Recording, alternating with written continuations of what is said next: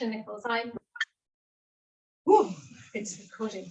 Hello. So first of all, big welcome to everybody here in the room, and also huge welcome to everybody watching online. It's really great that we're all going to be present for this.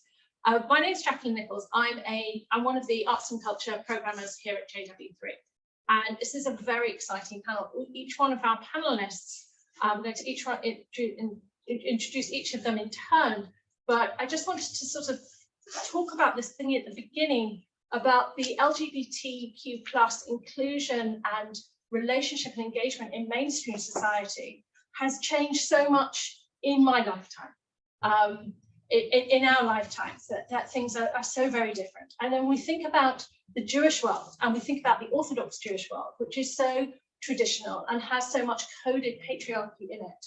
And yet still it's interesting to see that change and things have shifted and changed, and this conversation is possible.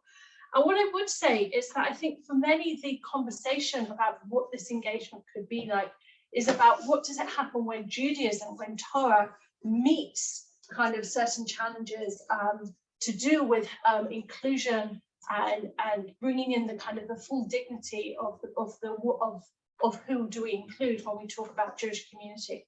But I want to say I really feel for everyone here on the panel, and one of the things I really get inspired by and have learned from all of you is that I feel it's very much your relationship to Torah, your spirituality, your Judaism that is driving this forward, that your Torah means that you are not accepting the community as it is, but you know that things could and should be better. From what it has been, and it's coming from a place of Torah and engagement with Judaism, and I think that's really quite remarkable that, to have you here and to speak. So we're going to begin with, on the far left, anyway, so on the left we have Rabbi Steve Greenberg from America. So Steve is often described as the first openly gay Orthodox rabbi, got smicha from YU, was studied at the Yeshiva, so all the tick of the modern Orthodox boxes right there, so we can really box him. He wrote a fantastic book called Wrestling with God and Men, Homosexuality in the Jewish Tradition, which was really kind of groundbreaking. Was involved in the making of the film Trembling Before God, a documentary about Jewish gay people, LGBT people, which is also another groundbreaking film. And it really is very exciting to have you here, Steve. And just one thing I just want to say why we're having this panel tonight, and we take advantage of Steve and also Rabbi Mike, Rabbi Steve are here in the UK because right now there's a conference that is having this ongoing conversation of interfaith. So it's not just a conversation within the Jewish community, but also with other faith groups about looking at LGBTQ plus inclusion within faith communities. And that's really exciting that's why you're here. But I think it's really important for us to note that this isn't just a conversation here, it's also a conversation in parallel with other faith communities. So to begin with you, Steve, I would like you to just describe really in terms of the changes you've seen and you've experienced in your lifetime in the Orthodox world, and also to what led you to your work now in Eshel, which is if you explain what Eshel is. Sure. I'll do that in about 5 minutes.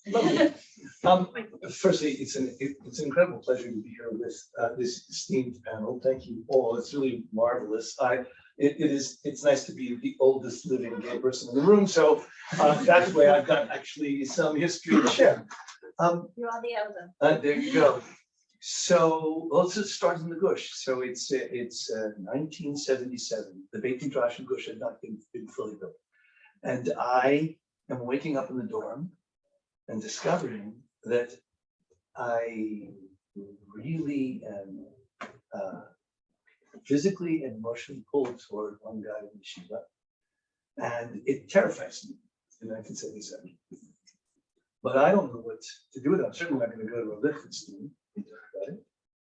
So I go all the way from Ormsdorf to Shalom Yosef El Yosef. Because they told me, someone told me, this Haredi sage was a good counselor. So I sat in front of this Haredi sage, and I said, Master, I'm attracted to both men and women. That's how I understood myself at the age of 20. What should I do?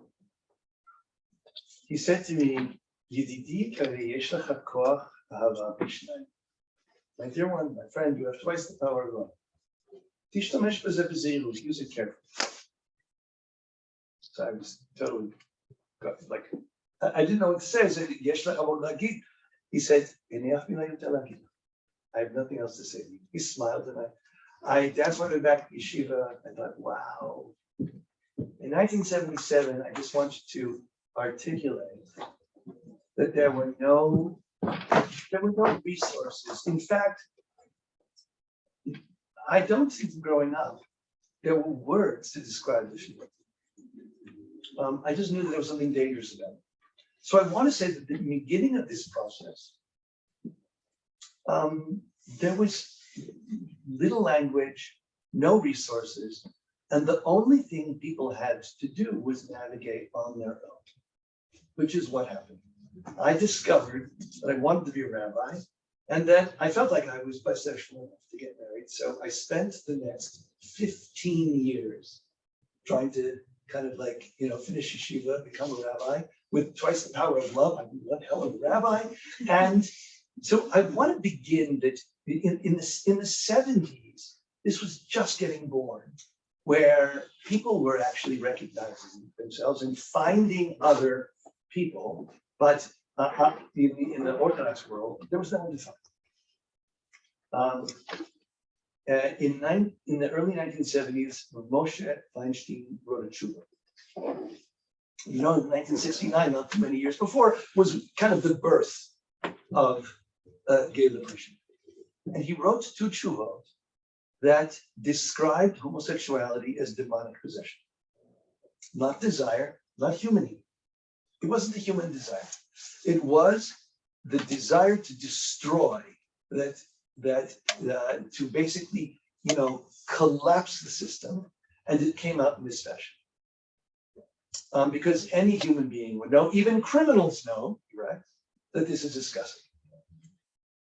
That in early 1970s was the kind of like articulation of a portrayal of homosexuality as mumar lahachis, a violation that is for the sake of like basically attacking all systems.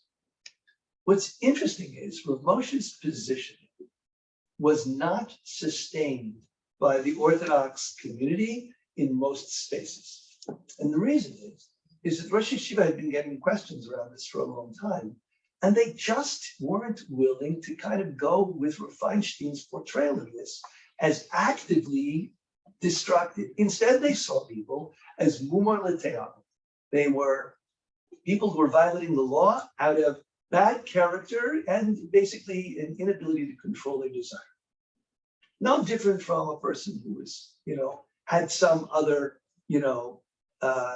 psychological deficiency that made them subject to whims of any kind that were asur.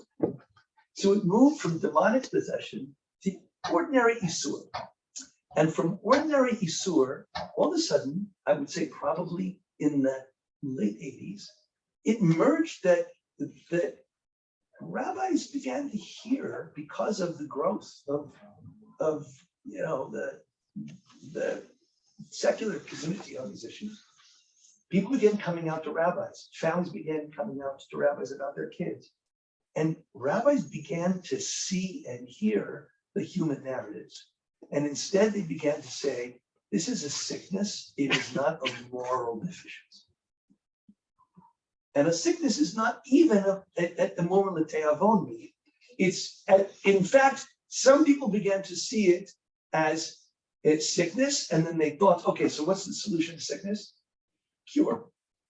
So then in the 80s, cures began to emerge, right?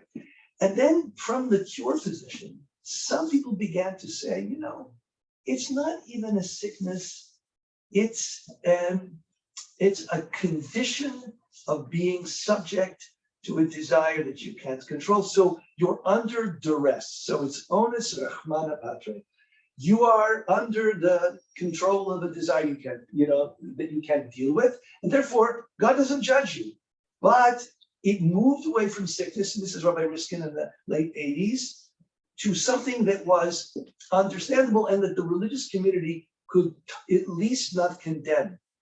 And what has happened over the past, I would say, 15, 20 years, since the early 90s till now, 30 years, is the slow movement of increasing numbers of rabbis to even move beyond onus rachmana patre, the frame of from sickness to a kind of psychological limitation to just human difference.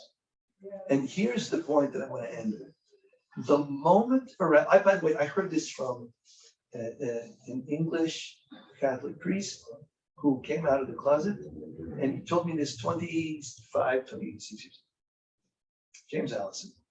He said, Steve, the moment they understand that homosexuality is a non-pathological minority expression of ordinary human desire for intimacy, love, and companionship, everything will change. The moment they understand that homosexuality is a non-pathological minority expression of ordinary human desire for intimacy, love, and companionship, everything will change. And that is what's happening now. What's happening now is that rabbis are struggling to resist, are learning that this is no different than left-handedness or green eyes or colorblindness. It is just a minority expression of the ordinary human need for intimacy, love, and companionship. And when they do, they're stuck because they really do not know how to translate that into proper halachic solution making. And right now, I would say, is this incredibly powerful moment where we don't really have to argue. All we need to do is demonstrate that we are simply human beings who want the possibility of a credible adult life. And lifelong celibacy or marrying against your orientation is not, it's not a credible life arc. And that is where we are now. Thank you. Thank you.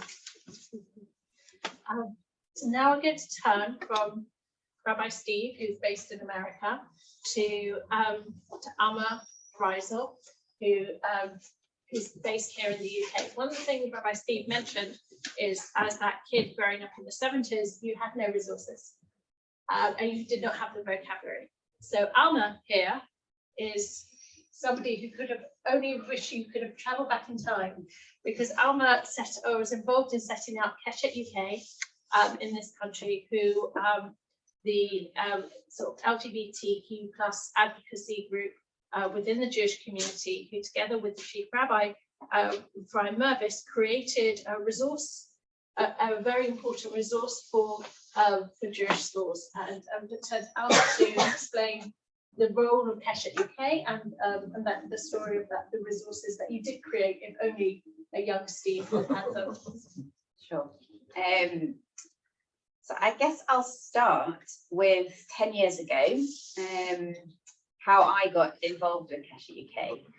So I was working, I'm a social worker, I just started working in the same local authority I now work, and I got a phone call from a family friend, a student who attended the school that I used to go to, which is one of the mainstream Orthodox Jewish schools in this country, and they were extremely distressed because in their class there'd been a lesson in which so-called conversion therapy had been recommended to students in the class. And a number of the students were very upset by this. And it didn't happen in every class, from what I understand. There were kind of a set of slides created, but one, and Jonah, the organization that has now been sued multiple times, was the specific organization kind of put there for the different teachers to do what they would with. And at least one was clear that, yes, this is what I would recommend to somebody if this is what they're experiencing. And it was extremely distressing for a lot of people.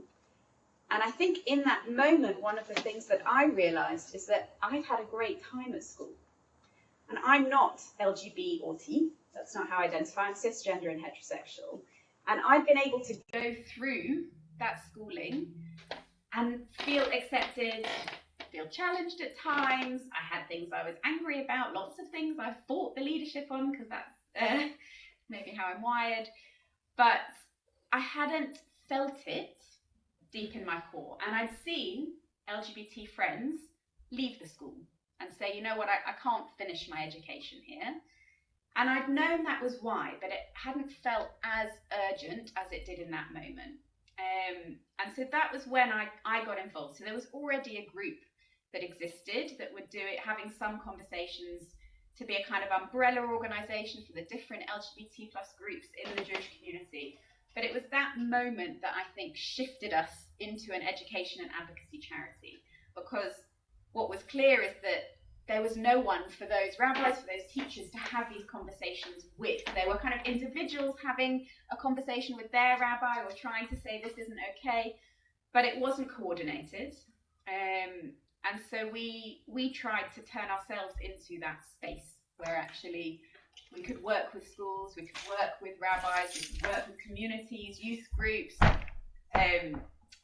care homes for older Jews, you know, across the lifespan, really thinking about what we can do so that every person within the Jewish community knows that they're valued, doesn't have to make a choice about where they are and who they are. And it's been a huge privilege and honour to be a part of that work.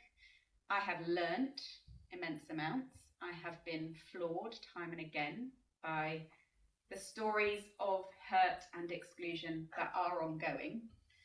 But the fact that fast forward 10 years and every single student in that school has heard from a KeshetUK representative in school, and that was a part of their school experience, does feel like we are in a different reality.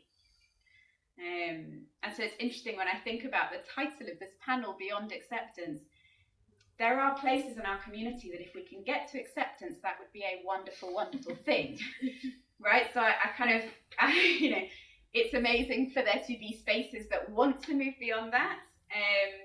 But I know, and I'm no longer a trustee at KeshetUK, so I'm speaking for me, but I know that, you know, KeshetUK will work with anyone who wants to have a conversation about this, whatever their aim, whatever they hope they can, whatever space they hope they can be in.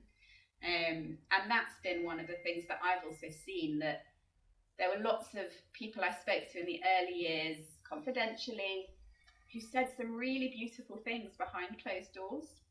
And it was incredibly sad that those beautiful sentiments and actually the real, you know, those Torah values that Jack spoke about at the beginning, that were inspiring them to try and speak in positive, welcoming ways that included everyone in their community on a one-to-one, didn't feel able to say that publicly. And that's still, I think, the case in a lot of places.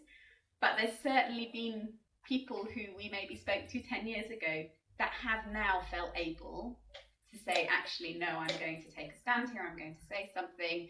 I can't stand by and watch people in pain. And so there have been huge shifts, and there's still a huge amount of work to do. Thank you so much. Thank you. And a huge thank you actually for the work of KeshetUK. It makes a huge difference to our Jewish spaces to make sure that people do not feel that they have to choose between their identity and their Jewish selves, and actually that we can be as welcoming and treat everyone with dignity. And a huge thank you actually for your work. It's incredible. So I'm now going to turn to my far right, but it's not going to get old. Rabbi Mike Moskowitz. Rabbi Mike is here also, like Rabbi Steve from America, at the same conference, which we kind of piggybacked on. So Rabbi Mike is the scholar in residence for trans and queer Jewish studies at Congregation Beit Simchat Torah, the world's largest LGBT synagogue. And he's also authored some really graceful masculinities. And I want to really just ask you to speak about how the focus on gender, and especially trans experience, what that does to the conversation, especially in Orthodox communities where spaces are so binary. You know, we have the mechitza, we have that separation, the men's section, the women's section. So what does it mean to be involved with thinking creatively in a Torah way about gender and the trans experience in these spaces? Thank you first for the invitation to be here and to be in this conversation. The first, I think, is that it's ongoing. There's a way in which this is the beginning of a conversation. Theologically, God certainly has gendered attributes. God doesn't have a body. We're creating the image of the divine. It doesn't have an image. We have a tradition of gender-based spiritual practice, and the beginning of the Genesis narrative is very much focused on somebody who's created in the image of the divine, and that one person is then split into a binary, and we're now all fragments and unique blends. So the idea that gender plays a role in spiritual practice is not new. However, when we think about the exploration of that meta question of where does gender lie, particularly in the trans experience, is there a moment in a person's individualized transition that Judaism can then validate and affirm the transition? It's elusive, right? I don't know that we have access to that information in terms of that meta question. And it's also not necessarily helpful, because if we were able to, let's say, identify along the spectrum, which for each person is different, between perhaps a name change, which not everybody takes on, or a haircut, which not everybody does, or a wardrobe change, which not everybody does, or hormones, which not everybody does, or surgery, right? So then we're simply substituting a social construction of gender for a halachic construction of gender, right? So like, you can't really be who you are. However, you can be who you are, and halacha may or may not support you. So even if we could identify a point, which I don't think that we can, I think where we're holding right now has both invited us and really obligated us to think more deeply about the role in that gender plays in our spiritual practice. And I think the edge right now is really revisiting what we've assumed to be a gender-based spiritual practice that really might not be. For example, starting at the arc of kind of being born, circumcision, as I think has historically been seen as a male rite of passage of infancy. And it could be that circumcision has nothing to do with a male identity and has very much to do with a particular body part. That a person wants to convert to Judaism, you can't be uncircumcised if you have something there that if you have a foreskin. The word in Hebrew for foreskin is not at all limited to a particular body part. We find the exact same word rolled by one's mouth and one's heart. And so when we think about the circumcision of speech and of heart and of bris milah, like we say in Birchas Hamazon and bench and grace after meals, the brischa shechsamta b'bsarenu, right? It's not just that people with that body part, but there's a concept of the way in which, and it's not dissimilar to the way in which in America, at least, we've been a little bit more sensitive around speech. What used to be called women's rights are now around reproductive rights, or what used to be feminine hygiene is now just hygiene, right? Because some women have a uterus. Not everybody that has a uterus is a woman. Not every woman has a uterus. So in thinking about what have we historically assumed to be a gender-based spiritual practice, it's worth revisiting. Is that really true? And then when we think about what's at stake at the different intersections of gender and gender-based spiritual practice, for example, in the binary of a mechitza, well, is that really a function of an essential identity of, or is it a function of presentation or an expression? Do I really need to know where gender lies to know where a person should sit? I think that is very similar to the question of getting an aliyah, right? We assume that in traditional spaces, men are getting called up to the Torah, women are not. But historically and halachically, it's explicit that it's a social construction later on that moved away from women being allowed to have an aliyah to a community saying, it's actually, for us, it doesn't feel appropriate to call women up to a Torah. And there's a legitimate dispute within the commentators whether or not that is, how subjective is that? What happens if a community says, actually, it's our biggest covet to invite women to get an aliyah, right? Does that get to shift? Is that really something? Maimonides writes that somebody who doesn't have a full beard, who's a man, shouldn't daven for the Alma because it's covered at Tzibur. Tzibur wants somebody who's got a lot of facial hair. So, but we're not accustomed that way because we say, like, actually that's not an indicator of honor. Like, it's just not, it's nebulous, doesn't make a difference. So I think what this requires us to do is not say, well, look, this is new for us, we don't know. If you're a religious fundamentalist, as I identify as to some degree, if you believe that Torah is eternal and infinite and immutable, and that it was given on Mount Sinai to God, by God to Moshe Rabbeinu, so that every conversation of Torah and every truth that exists in the world was said over there, which means that God told Moses, we're genderqueer people. In America, we use the word queer differently than we do here tonight, so I apologize if that lands poorly. But for non-binary folks, God told Moses where they should sit in a shul. Like, if you believe that the Torah is given in such a way, so we're not here to, I think, invent or create as much as we're here to humbly uncover and discover the divine will. And so it's an exciting time to be able to meet the divine in that Arba Amas of Halacha and the 4 cubits of Jewish law. The Halacha is the Hiluch, it's that progressive space of what's next. So that's I think, the holy endeavor of the struggle of trying to understand what does a sanctuary provide as a safe space for the person to be the most authentic and genuine version of themselves in relationship to God and community. Thank you. Lots I want to come back on that, but before we do, because I think the conversation in a way could be very up here, and yet it's not an abstract conversation. This is a conversation that affects real lives and real people. And I want to bring in our final panelists tonight, Jude Rose. So Jude, it says in the bio there that used to be a United Synagogue, Chabad Rebbetzen. And now identifies as non-binary. And I think one of the extraordinary thing, and Jude also works with, is fundraising in the community. And what I think is extraordinary thing you did recently, Jude, is that you took part in a documentary on a film about you and about your life and about you. It's extraordinarily moving. And I would like to just address, because what it means to have something which is so personal and to be so open and vulnerable, and the role that art can play in terms of telling stories and changing minds, but what that means for you, that to go through that process of being public about your story and about who you are, and that kind of, I was talked at the beginning about that balance between this is your life, live it, and also the responsibility, though, to then tell your story for others to love. So there you go. So for those that don't know, a friend of mine did a PhD and she made a film about me, and the point of the film was called Motherhood, Otherhood, and the point of the film was to portray different types of parents. So this person knew me from when I was a Rebbetzin in Southampton United Synagogue, and she had followed my journey on Facebook, which is very documented. My coming out story is really, you can really see it in Facebook and all the stages I went through in my journey. And my Facebook is set to private, so only friends can see it. So she asked me if I would take part in this documentary, and I said yes.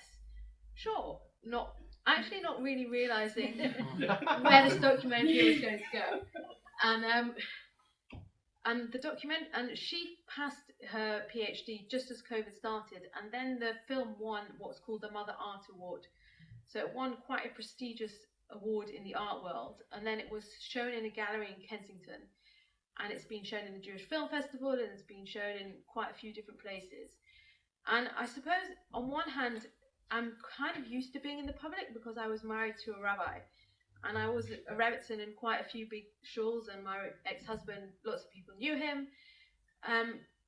And at the same time, while I was in the public eye then, I was very unauthentic, and I was in a role that never felt authentic. So I was married to a rabbi, I had to take on this role, but it was never something that felt authentic to me. So I guess for me, firstly, the journey of the film kind of shows my coming out as authentic, I guess. And yes, the publicity has in a way been hard. I think for my family it's been hard, for my kids when I first started, not even the publicity of the film, but my kids were in a really, really Orthodox Lubavitch school, and when I started wearing trousers publicly, there was a huge amount of shame there. And when I started uncovering my hair, and me going through a journey for them that was very public was very, very hard on them.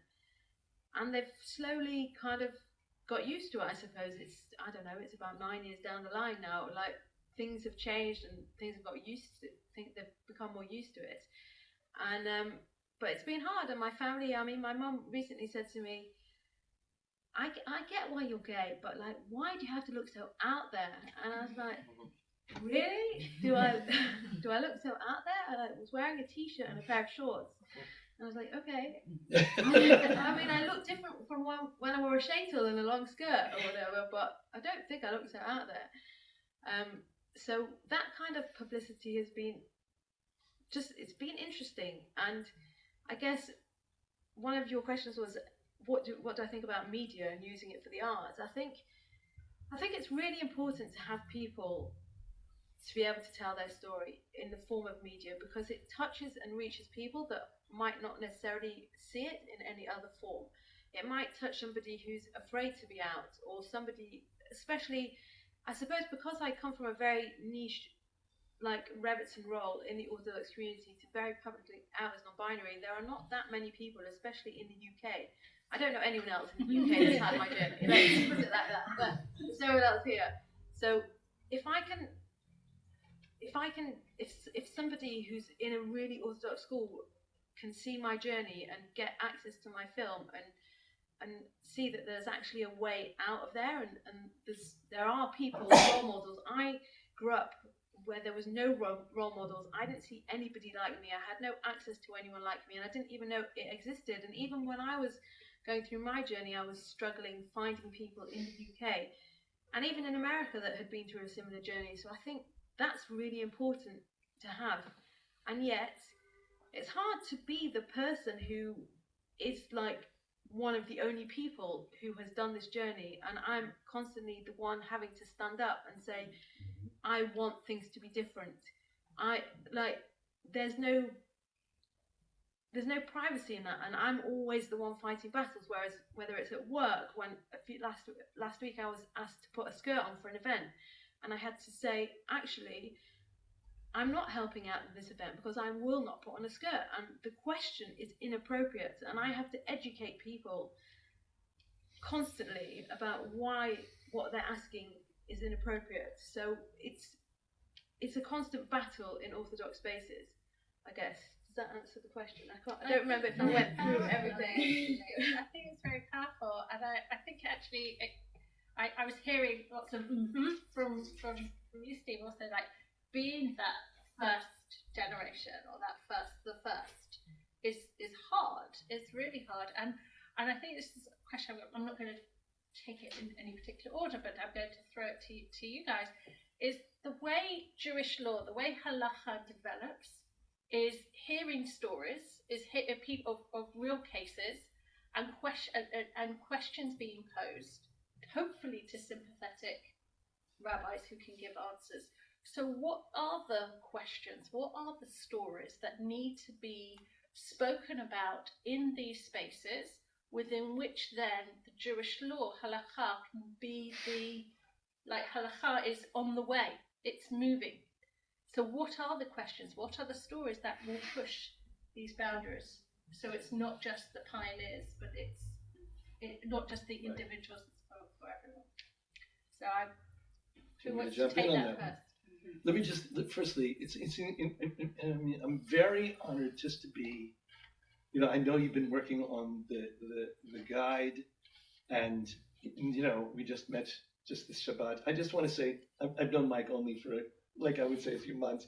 And of course, Jacqueline, I've known you for 20 or more years. But I want to say that there's a lot that is going on that's really, really powerful. And yes, it's difficult to be this person who's the first. But I have to say that I'm very encouraged by a lot of what's going on. I run an organization called Eshel, which works in the US and Canada for support, education, advocacy. And we've interviewed 230 pulpit rabbis, Orthodox rabbis of congregations.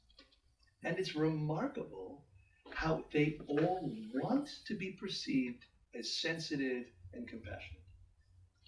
They all don't succeed in doing that effectively, but what's really interesting is this shift, is that they recognize that there's this real issue that has kind of like landed on their desk, and they are now motivated to address. What's really interesting is to watch that 2/3 of them say a single gay person is really no trouble at all. Hearing that? The real problem for them is the visibility of a couple who is obviously, living out in a way some normal frame, and the visibility of children when that happens.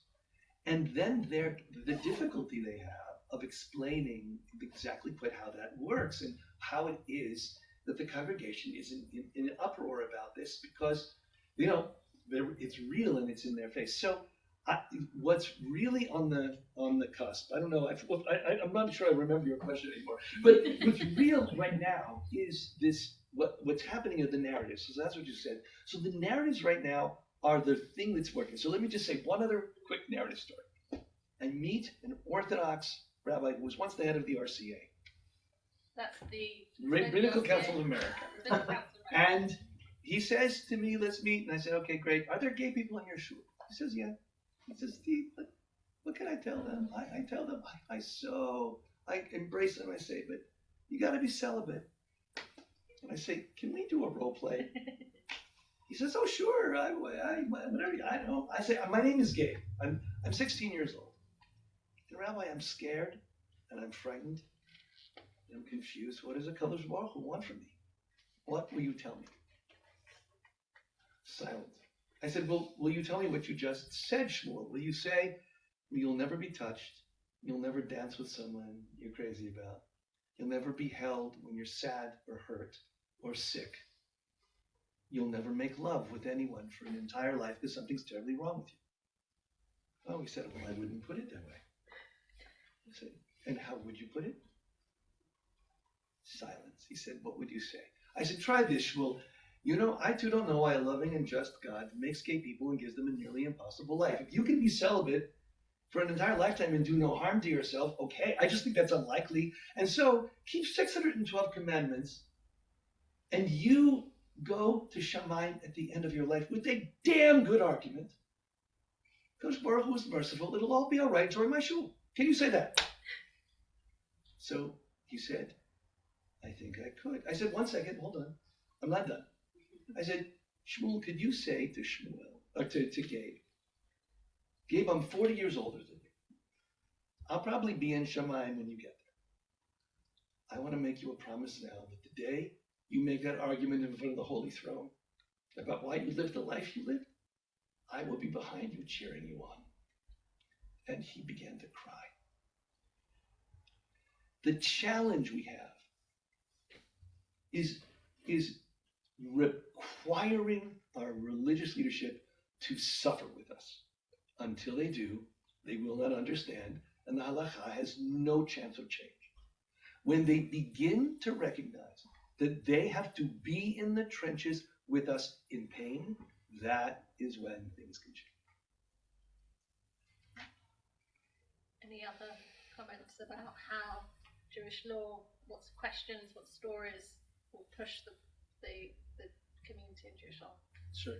Yeah, sure. So in rabbi school, and I think this is the best advice I received in rabbi school, was I guess 2 pieces of advice. One is that we don't answer questions, we answer people.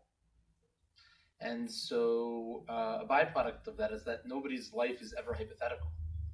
And recognizing that every question has a pulse and a face and a heart and a soul. And I think the second is that you can't paskin a shaila until you know the Metzias. You can't answer a question in Jewish law until you know the reality of it, right? And so it's an issue of proximity to be able to understand the lived experiences of others beyond your own. I do have one RCA story which feels appropriate. I used to be a member. I guess there's 2 RCA stories, but how I came out is just as pathetic as how I came in. You need to have 2 smichas, 2 rabbinical ordinations from 2 individuals or 1 institution. I had 2 ordinations from the same person at the time. I went to a conference. I said, I'm happy to take a test. And they said, no, it's super, super competitive. You need these very things. It's very rigid. It's a short list of the rabbis who are on it, but there's nothing we can do. I'm sorry. It happens to be that somebody who's on the short list is my Rosh Yeshiva, who I was having lunch with that day. I went to meet Rav Lazarus. I should have said his name. All right, sorry. I met somebody for lunch, and he said, "Where are you coming from?" I said, "The RC thing," and like, he wanted to be a member, but yeah. So he said, "I'm on the list," and he gave me smicha on the spot. I came back to the RCA, and I said, "Okay, so now I have a third smicha. Can I become a member?" And they said, "Yeah, sure." And so I became a member. And then the day that I took this job at CBST, Congregation Beit Simchat Torah, the head of the RCA, they posted on Facebook on Friday. He called me 9:01 Monday morning from Eretz Yisrael. He was here for a bris of his grandson. And he said, "We don't want to make a big deal about this. This is 4 years ago already. We don't want to make a big deal about this. But right now, half the RCA supports you. The other half is in opposition. And the important point is that the half that is in opposition, if we don't ask you to resign and we don't throw you out, they will perhaps cause a split. But the half that supports you, if we throw you out or you resign, like, they're not going to do anything about it." And I said, "Okay, but like, can you just articulate why you want to throw me out?" And he said, "Sure, because you took a rabbinic position in a non-Orthodox synagogue. CBST is unaffiliated and has a very large clergy team." And I said, "Well, I didn't take like a rabbinic job. I'm a scholar in residence. You allow women to be a scholar in residence, right? And women can't be rabbis, so it's not a rabbinic position." He said, "Can you go quietly or not?" I said, and the deal was that I would go quietly and then we would continue having conversations, which they did. I met with him in his office afterwards and we tried to make. So I think that rabbis are people too.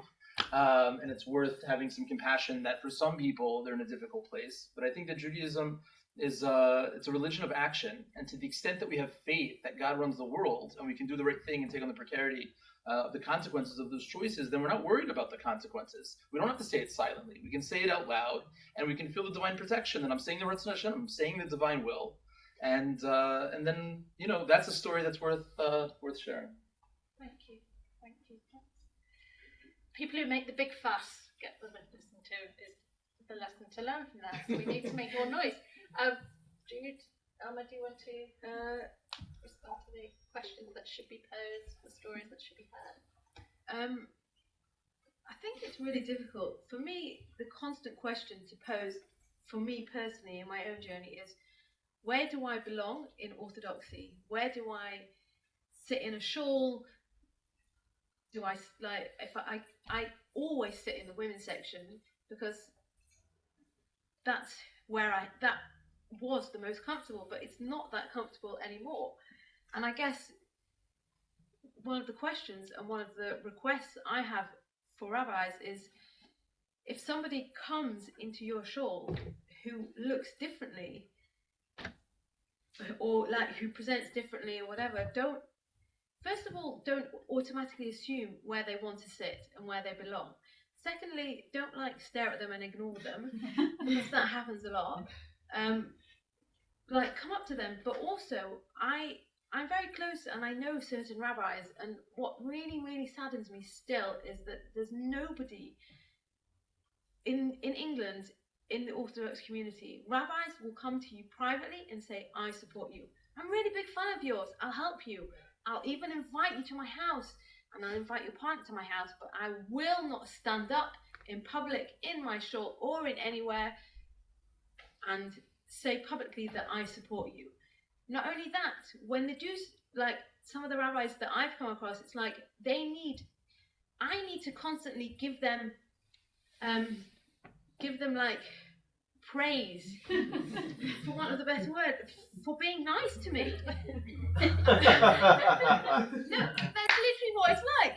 Thank you so much. I'm really grateful that you accepted me in your shul and you invited me to my house. Like, why am I constantly giving praise and admiration to the rabbis for accepting me? It should not be something that I need to be the one to be thankful for that all the time. Do you understand what I'm saying? Like, you're a rabbi, and look at the people around you and just accept the people. Something actually that somebody told me that I found really, really important, that someone once said to me, you don't always have to understand the reality of the person, you just have to accept it. Now, a rabbi, a straight heterosexual cis rabbi in the Orthodox world is never going to understand my struggle with sitting in the women's section in shul and having to sit there. But they could have compassion and understanding, not understand it, but they could have compassion and reach me on my level and say, okay, I hear you have this dilemma. Let's see how we can solve it, I guess. Jack, can I follow up with the question for Jude? So here's the thing. I won't say who I met with, but I met with some English rabbis recently. And they're just like this. They're incredibly supportive.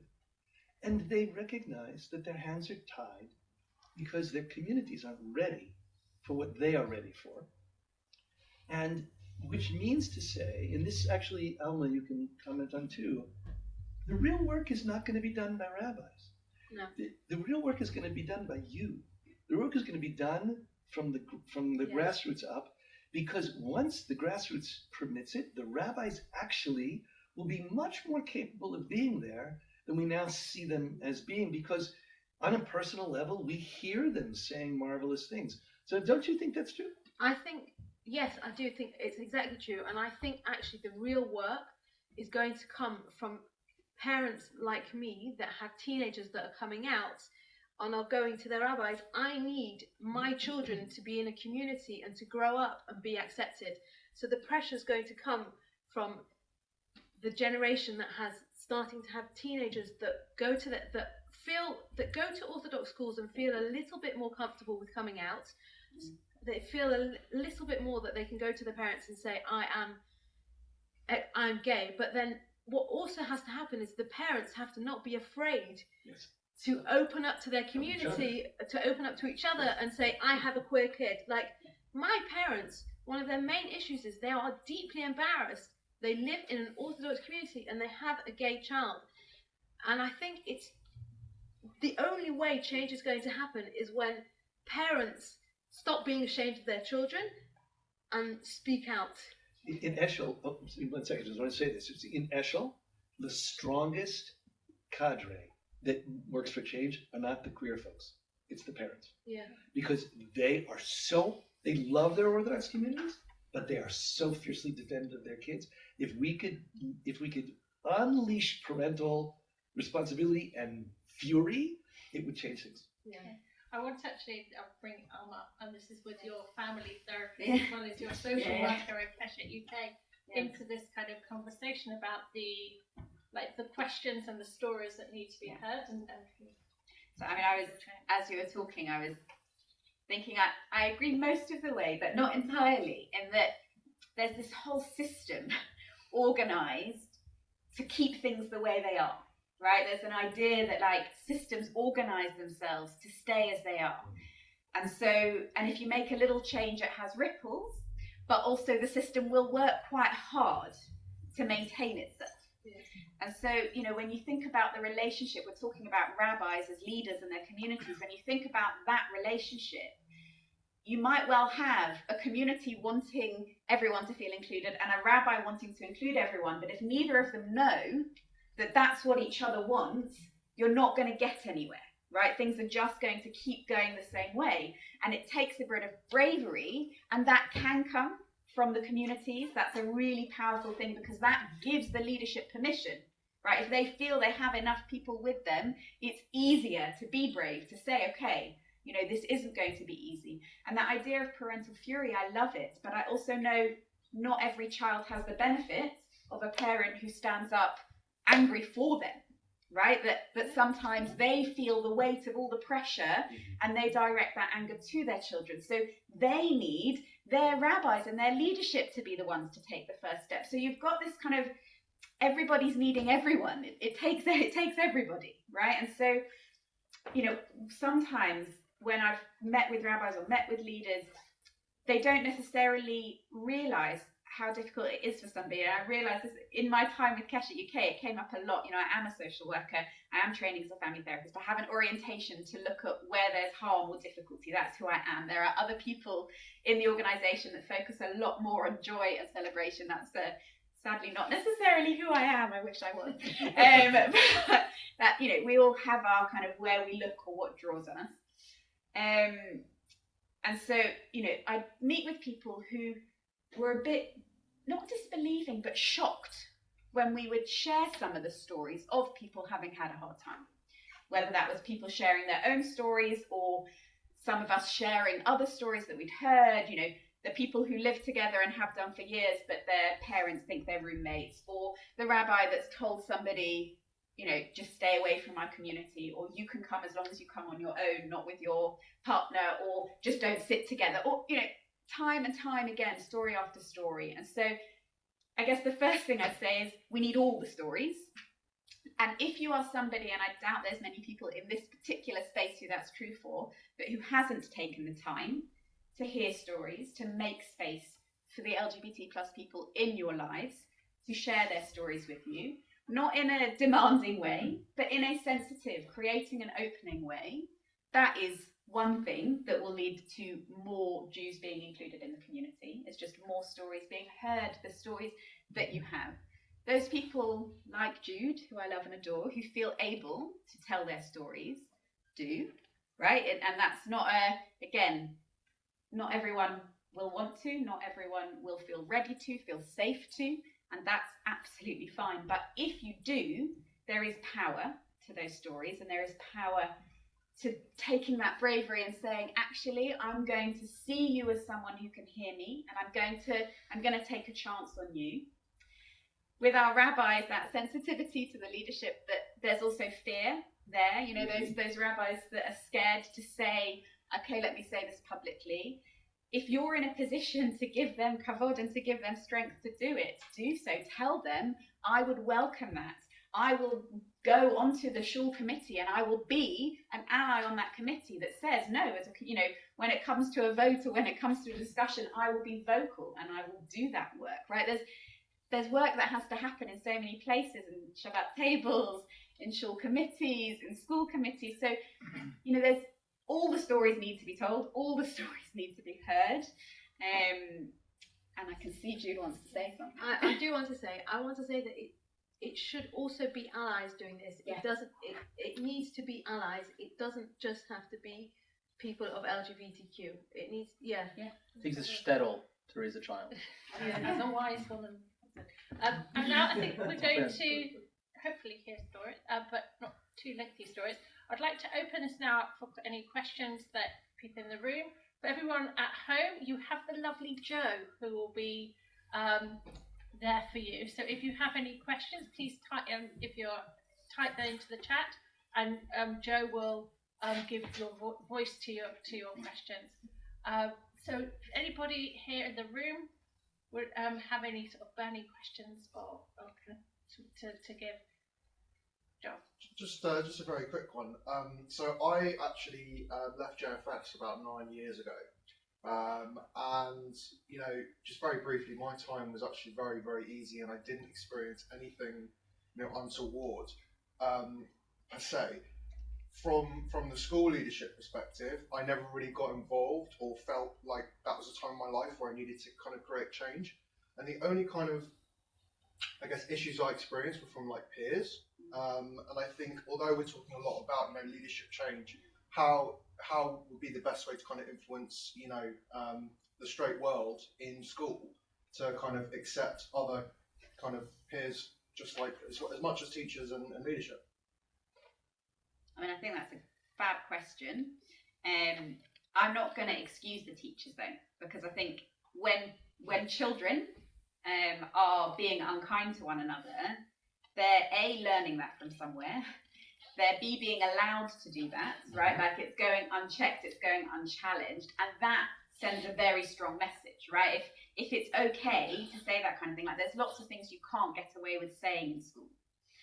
The fact that you can get away with saying that, and it's, you know, I remember from my time, one of the rabbis speaking very harshly about one of my fellow students, and that, you know, and a named specific child. And when that's been a culture in a place, it is hard to undo that, because you have to really actively and explicitly communicate, this isn't acceptable, that's not how we speak, that, you know, and do the work around that. So, I mean, that doesn't directly answer how do you influence your peers, but I think especially when we're thinking in a school context, it does start with the leadership, the teachers, the ethos of the school, what's written. I mean, I was very pleased at that time, 10 years ago, that they included homophobic bullying in their bullying policy. That was the first little change to at least name that homophobic bullying was unacceptable. Obviously, since then, there's been a lot more change and progress, and things look different now.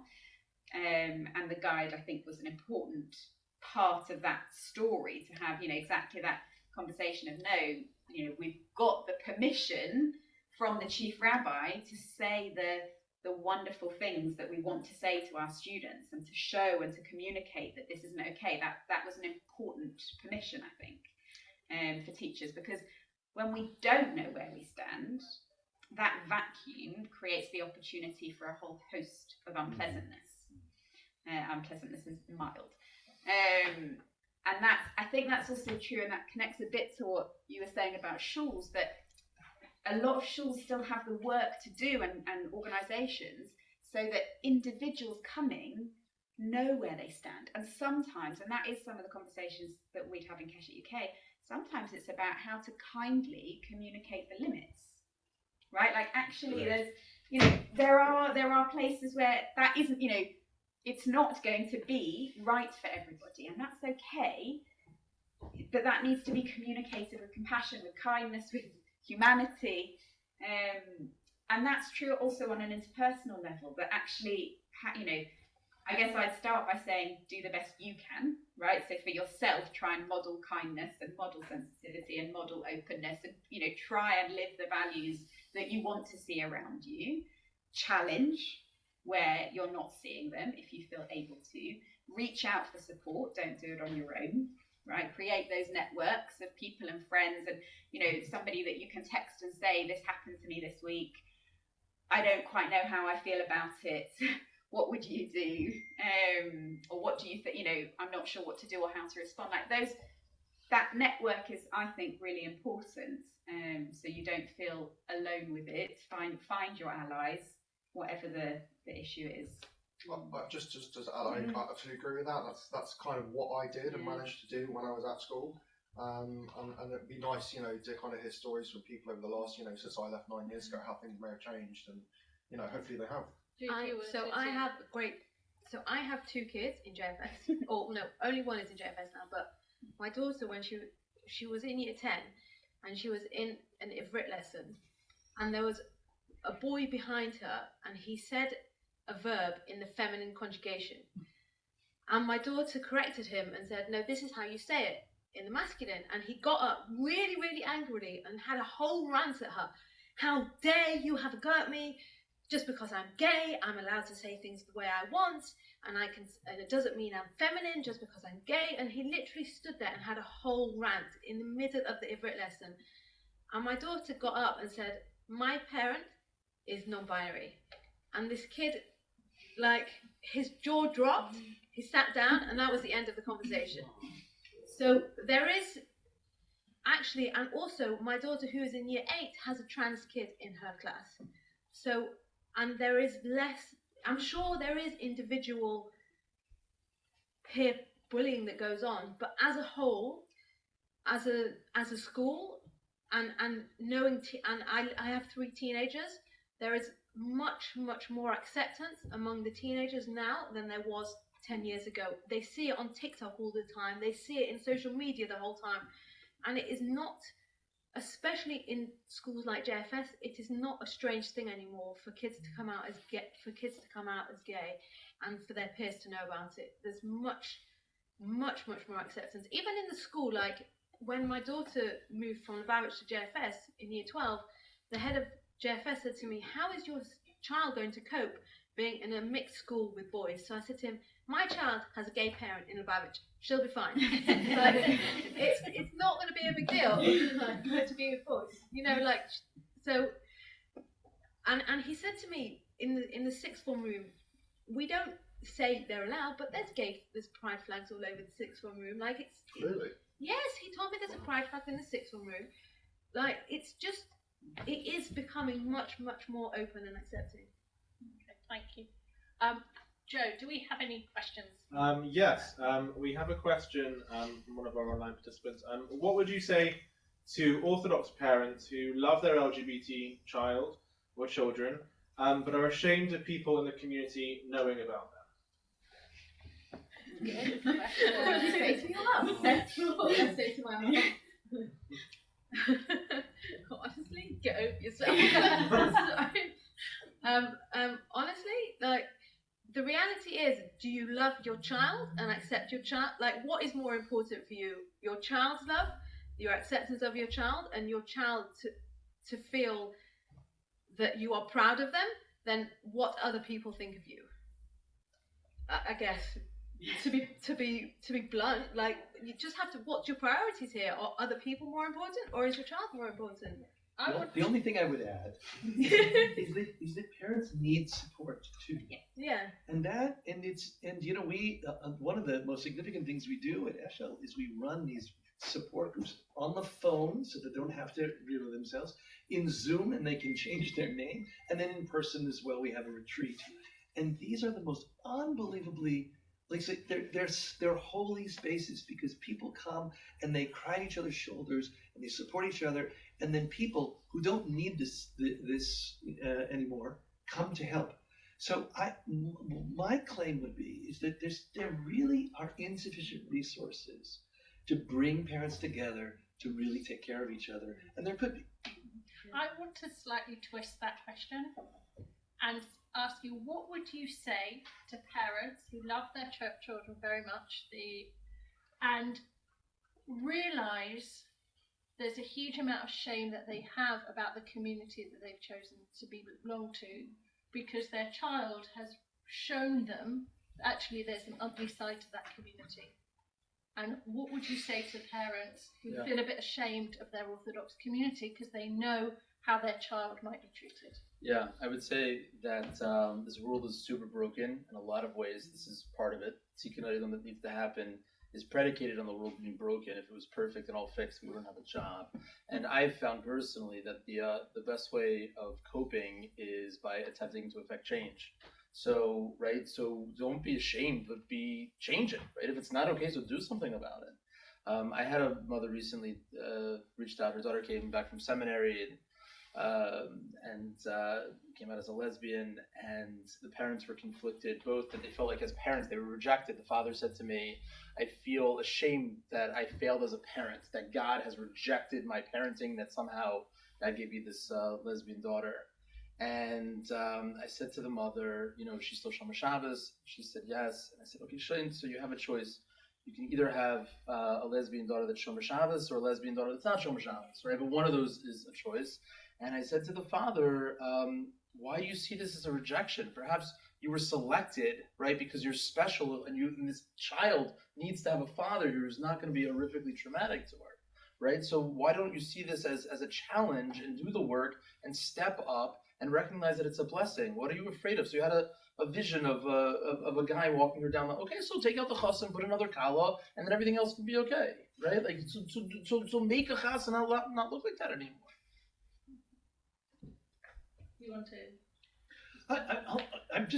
I think you're right. I think that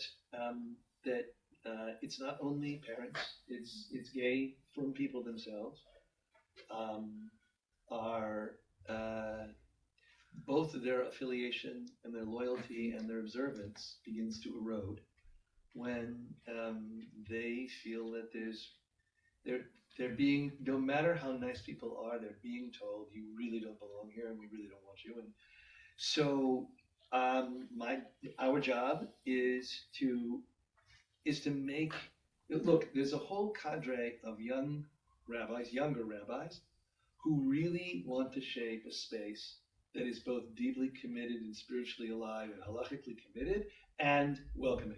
So that all over the U.S. there are, in every major city, but in remarkably in small cities too, places where the rabbis decided that this is just going to be, he's not going to care, he's just going to do it. And parents have done the same thing. So I guess what I'm saying is that there's not one Orthodoxy, and you can be saddened and even ashamed of the Orthodoxy you used to be part of. But then try to make a difference, and maybe there's an Orthodoxy next door or down the road or in a different city that is just moving faster that you want to be part of. And we have a list. We have somebody responsible for this at Eshel who basically calls up, and this is how we got in touch with 230 rabbis, and says, listen, we don't have any judgment about where you are. This is a complex question. We just have people who individually and in partnership, and maybe in families, want to live an observant, spiritually alive life. And they want to know whether your shul might be a place where they can find God and can connect to Kehillah. So can we talk?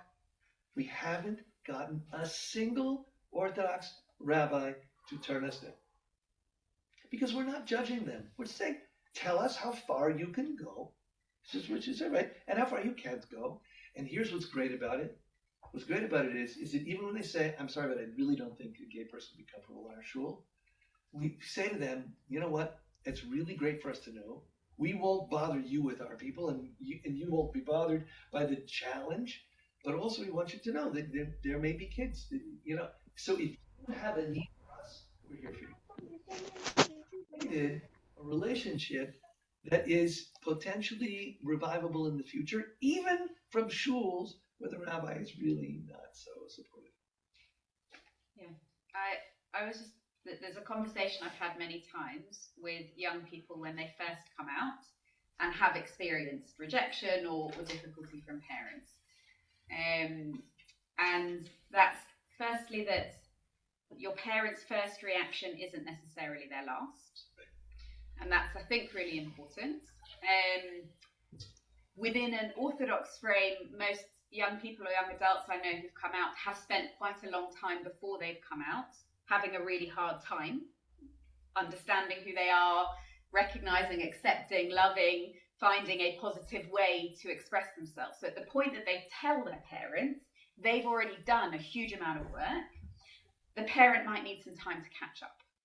Right? They haven't done that work. That's like, take yourself back to the first moment that you realize something about yourself. And for a parent, they're there. They're not where you are, having spent some time, unfortunately, struggling with it, because unfortunately it is still a struggle for most young people within that frame. So there's, that's kind of a bit of a role reversal. Yeah, just to kind of perhaps a bit of patience and sensitivity. But also, we know that not all parents do get there, and that's,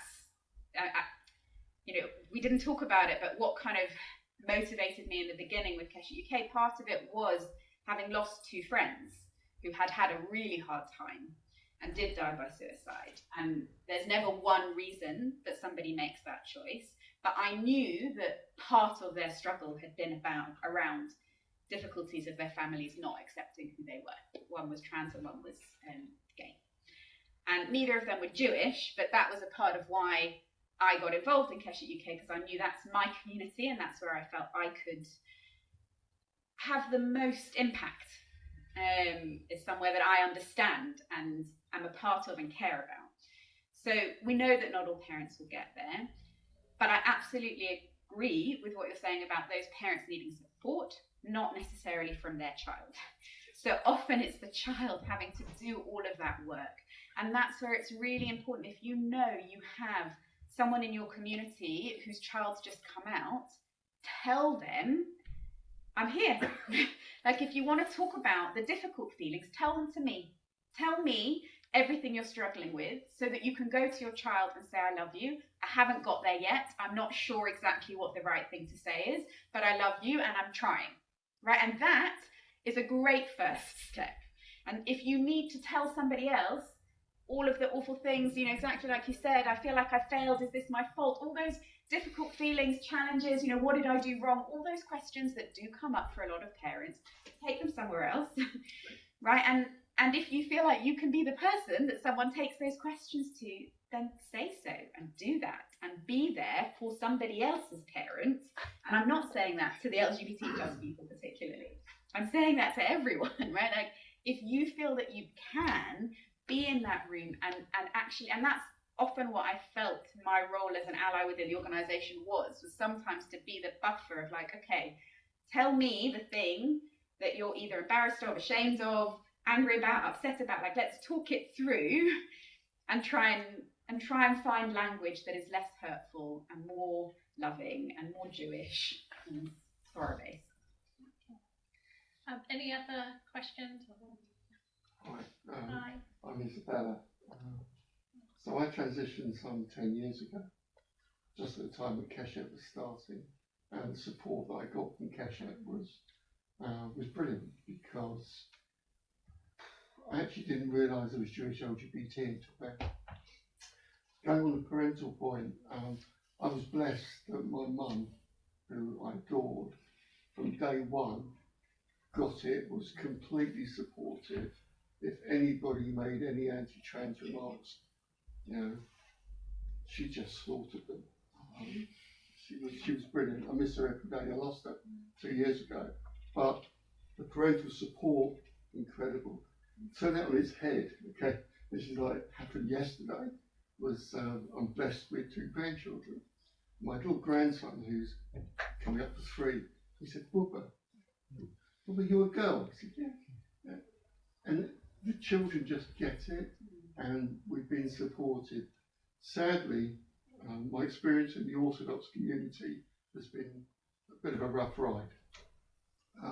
They really don't get the trans side of things, and it's been a huge, huge struggle. And a lot of people say to me, why do you stay in the Orthodox United Synagogue community? And the real answer is I was born into that community. I like the way of life. I don't want to get buried at Bushy Shore, Bushy Synagogue, because so Bushy Cemetery with my family. I don't want to be in the liberal or the reform arenas. It's wonderful that we get people speaking here today. Rabbis, you know, good on you. It's nice to hear that people have got some good ideas. Jude, heart goes out to you. Brilliant. Great role model. Well done. Alma, I'm just one of your greatest fans. Keshet has done a brilliant job. Keep up the good work. And it's nights like tonight that will really help. So thank you. Thank you. Thank you for sharing your story, and I'm also top of the grammar. Or Bubba. Do you want to speak actually about the for trans within the Orthodox spaces? Do you want to? I mean, I can just say that, you know, this is the best it's ever been. There's a lot of work to be done. The world is in transition, and there's some guys people just like kind of an update on where it's holding. Yeah. Yeah, update. Yeah. Yeah, I mean, I think more and more, particularly young people, are choosing not to choose, right, between the different things, different parts of their identity. Young people, in particular, are expanding and holding a lot of space in gender non-conforming spaces, and I think are less committed to kind of the labels that that are limited. That you'll have, you know, a couple that's heteronormative, and then one will transition, and there's an increased number of people who are saying, I, as a straight person, can be married to somebody who's transitioned and now presents as the same gender as I am, and like, okay, I'm still straight, in love with this person, love is love. And the limitations of language present in a way that they're not be as expansive as the experiences they come to describe. And so I feel like people in the Orthodox world, again, particularly younger people, are less bothered by like, okay, so like, I don't have a good way to describe this, but my relationship with the divine is just as important and essential to me in a traditional space as my gender identity or sexual orientation. And so like, we're just gonna be. And like, I think for younger people also in America in particular, there is kind of this sense of like, I'm not bothered by people who don't understand, like I just don't care enough. And like, I want to be able to be me and to do it the way that I want to do it. And for a lot of people, that means staying put. And so I think it's shifted from, and I know this language is a little bit harsh, but it took us 3,500 years to go from like seeing it as an intolerable deviancy of like, if you come out, you have to get out, to a tolerable deviancy of like, I'm not okay with what you're doing, I'm not okay with who you are, but I'd rather you be here than leave, which is where a lot of Orthodoxy is right now. And that took 3,500 years. And then to go to acceptance, and then beyond acceptance to celebration, it can be days or weeks or months, sometimes it takes years, but it's not 3,500 years. And so even though it's kind of this awkward space, which is often what transition is, in adolescence and uncoupling, it's going from one place to another. It's this awkward place of we're not sure how this is going to land yet, but we know we're not over there. We kind of have a vision of where we could end up, and we're working towards it. Joey, was there more? Yes, there are a few more. I wonder if it would be helpful to just share the three of them, all three of them, and kind of see which one lands. So, firstly, often the barrier for people, for rabbis and for parents are, it says in the Torah that you can't have sex with men. And often people can't get past that point. And the Torah says something that's in opposition to what they're seeing with their child, specifically around gay people. So that's one point. How do you address that? How do you push past that kind of brick wall? And relating to that, there's another question, which is about young Orthodox people who are coming out, or any age of Orthodox people that are coming out, often grew up in a world where it was quite rigid and black and white, and God says this and God says the Torah. And their theology and their belief in God is questioned when they come out, and hence they reject the whole thing and move outside of the community. So those people, how do you support them? And then the third question I've got here is more of a practical question, and I guess as part of this beyond acceptance is marriage and resources. Someone wants to know kind of what resources are there, because in the UK it's very difficult for a queer couple to get married in with an Orthodox support or any leaders. So that's kind of more of a practical guiding question. So as you are, those three small tasks. Well, I'm going to jump in just to be, only because in 2004 I published a book that attempts to answer that question. Like how do we deal with Leviticus and the entire kind of sense of prohibition against homosexual relations, particularly same-sex relations between men. So I don't think it's not realistic to articulate the full story, but I'll just say one thing, and that is that it is interesting that there's no prohibition on same-sex relations between women. There's nothing in the Torah. There's barely anything in rabbinic literature. There's a discomfort with it. It might be pritzut, but it's not really asur. And then the question is, why should a single act between men be the problem? And if you take a look, that single act between men is seen in the book of Breshit only in frames of violence and humiliation, or in frames of idolatry later on in Dvarim and later in Judges. So one of the simplest ways to read this is to say, just like in other circumstances, the Isur remains, but we recognize its relevance or its applicability to a different, context. So that it used to be prohibited to have any loans between Jews that had interest, and now, only personal loans because business loans are fine. In other words, the Ukimta, where we frame where it applies, is different now. So I'm just saying that's one solution, but they're more than that. It's just the recognition that it cannot be true that God made your child a wonderful, beautiful, special person who can never have love and companionship. So one has to come up with a way to read the Torah that is in light of that. And then the other question, what was the other question? So 10 years ago, I did the first same-sex commitment ceremony, posing Kiddushin, and I stipulated that it shouldn't be public. And the guy, all you need is a phone now, right? So one guy took the whole thing, put it on YouTube, and everybody knew in a day, and in 2 days, 100 rabbis basically, kicked me out of the Orthodox community forever. So marriage is this thing where I tell you, I have many Orthodox rabbis who are completely in line with like what I want to do and will not do weddings. However, I'm meeting at the end of this month with 6 Orthodox rabbis who want to talk about doing commitment ceremony. So it is already moving because people are basically saying the exact same thing, is that if I actually want this person to think I'm offering them a credible Jewish life, it's got to include celebrating when they find love and companionship. And so that is already happening in a certain subsection of, it's not happening here, but in certain subsections. Yeah, I was going to say, this is not happening in here. the UK. But let me tell you something. So my suspicion is that, you've been, decade or two later than the Americans. So okay, so it'll come. But it's now happening where not Kiddushin, because actually Kiddushin is way too straight, way too, it's just not appropriate for queer people. But the ceremony that I've developed and kind of written about, and ceremonies like it, are now happening in the Orthodox world. If you want to comment on I mean, I was just going to say on weddings, and I'm very much speaking just as me, not as a kind of representative of any organisation. But firstly, within Judaism, you don't need a rabbi to get married. I think that's important to just say that, you know, a Jewish wedding can be a, binding Jewish wedding without a rabbinic presence, which gives a lot of freedom if you want to have a ceremony that feels meaningful for you, to be creative and again, really not speaking on behalf of KeshetUK here, just for myself. And there's lots of different options out there in the Masorti movement. There's a foot ceremony that's being used now based on Rachel Adler's work.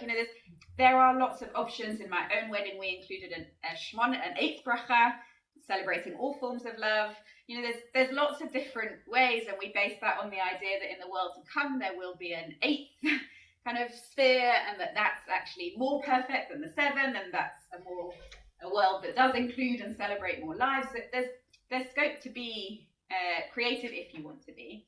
And I suppose for me, there's a link in that between the other question about what if someone is done with Judaism, right? Like this whole process has been too much. And the first thing I'd say is that that's understandable. And I would hope that the response would only be one of trying to be warm and say that's, you have to do what's right for you. And if this has been such a hurtful space, like that's on us to make it better. It hurts me because I love Judaism, and I feel like what a shame that somebody isn't getting to enjoy the beauty of it, right? Like I feel like, there's this amazing, beautiful world to be a part of, and it's wrong that that's come with so much hurt that it's no longer tolerable. But I hope if we continue to create Jewish spaces that are loving and warm and focus on the joy and the celebration that Judaism can offer, then there might be openings or possibilities of experiencing Judaism differently. But I would never want it to be on that person to make a change. It's on those of us who've stayed within the community to make the change. I think, Uri, you had your... So the question I had was related to one of you said, I don't remember exactly, which was that rabbis or community members are not comfortable with people sitting together in shul as partners. Now, in Orthodox shuls, the straight people don't get to do that anyway. So the question is, why should gay people sit together in shul? Or we say, well, it's two men or two women or whatever, so the rules don't apply. I think couples make their own choices. I don't sit next to my partner in shul for that exact reason.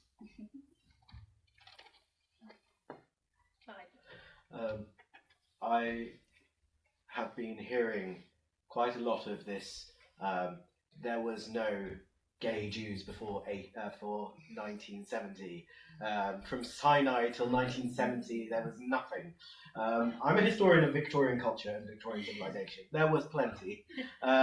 And also, new scholarship informs us that 1840 sodomy laws the changes to 1840 sodomy laws happened at the same time as parliamentary reform letting Jews into parliament. So it is entwined, sodomy legislation and Jewish freedom, in England anyway.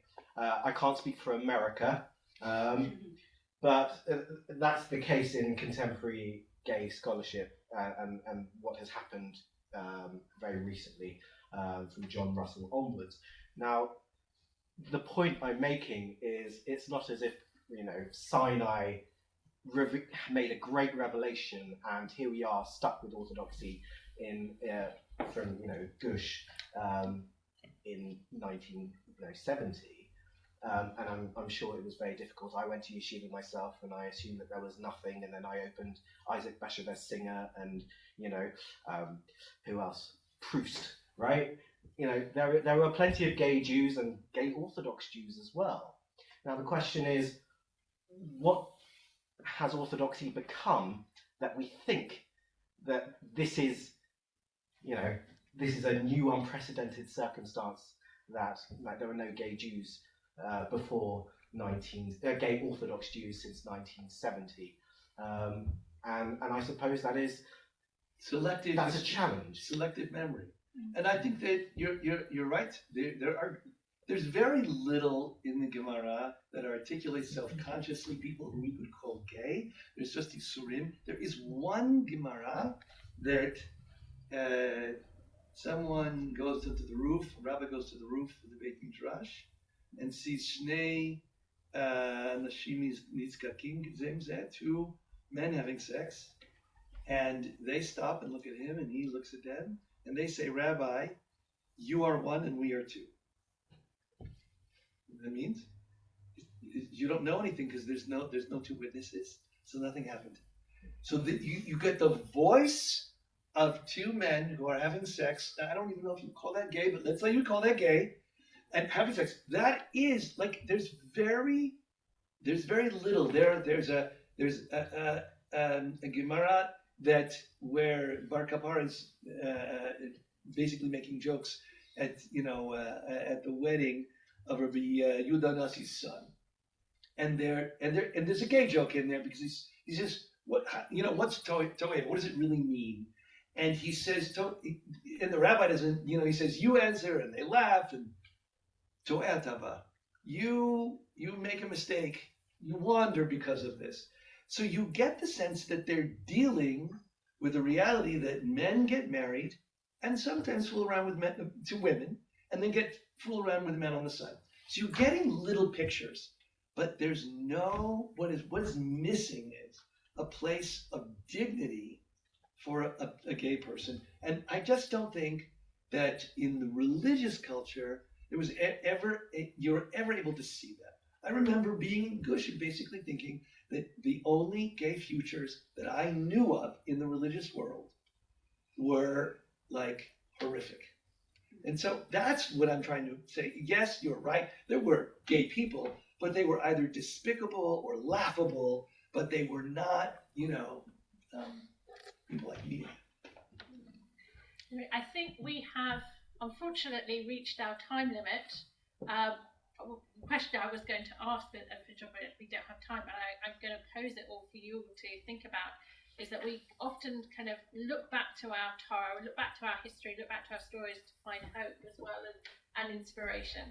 And one of the things I'm just reminded of actually is the line from the Ethics of the Fathers, saying it's not on us to complete the work, but neither are we free to drop it.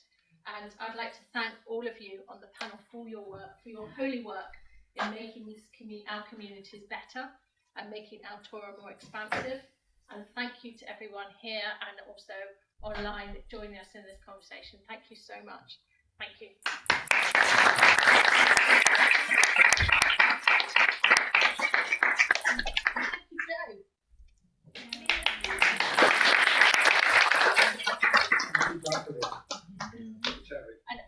Are we stopping now we can say what we like. Stop being recorded anymore. Should we tell